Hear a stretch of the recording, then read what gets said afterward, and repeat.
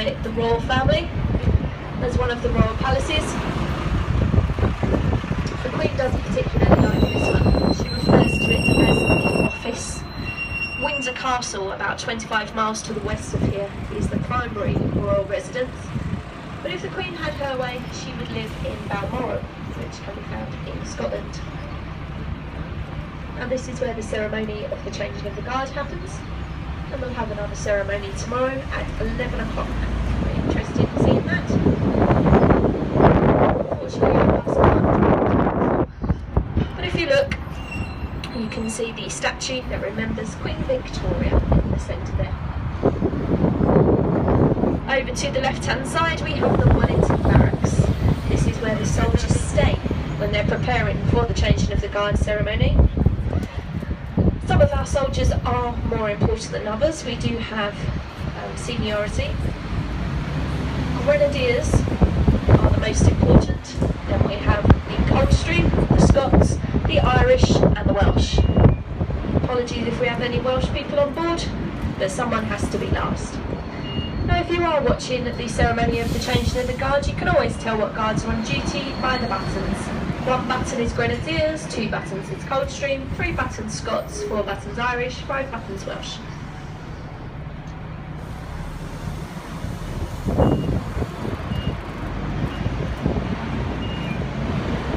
This is one of the entrances to the barracks, and we often see soldiers outside in their fatigues.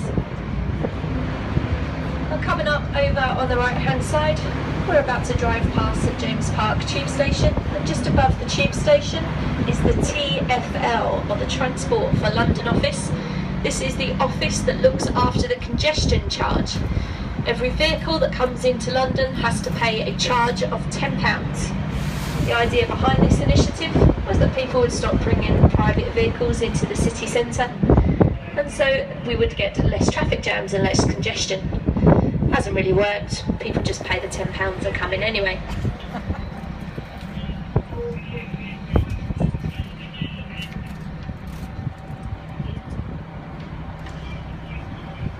Directly in front of us we have Westminster Abbey.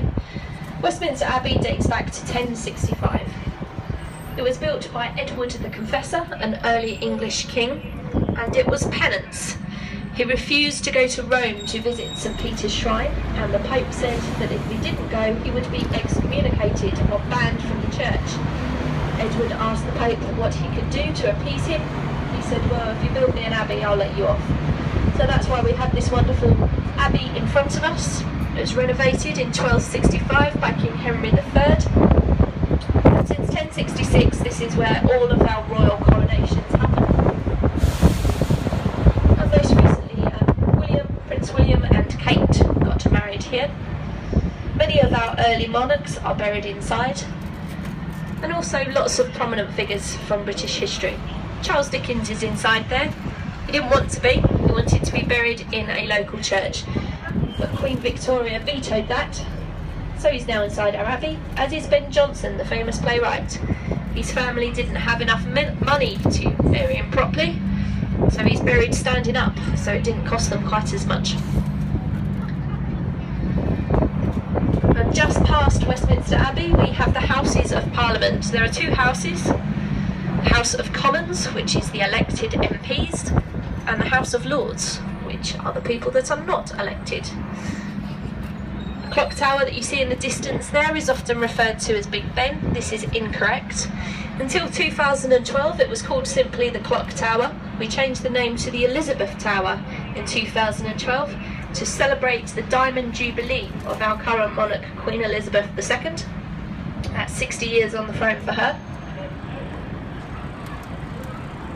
The name Big Ben actually refers to the bell that's on the inside of the tower, the largest of the bells. Here we have Parliament Square, and it's decorated with statues of important figures from history. We have Winston Churchill, the man who was recently voted the greatest Briton to ever live. We have Abraham Lincoln, Nelson Mandela and Gandhi. We're now coming up to Parliament Street, and this really is the centre of British power. This is where we find the Treasury, the Customs House, where we find Downing Street, where the Prime Minister lives. The Capitol and the White House, 2 things. Okay, so this stop here is for Westminster Abbey, the Houses of Parliament and Westminster Bridge.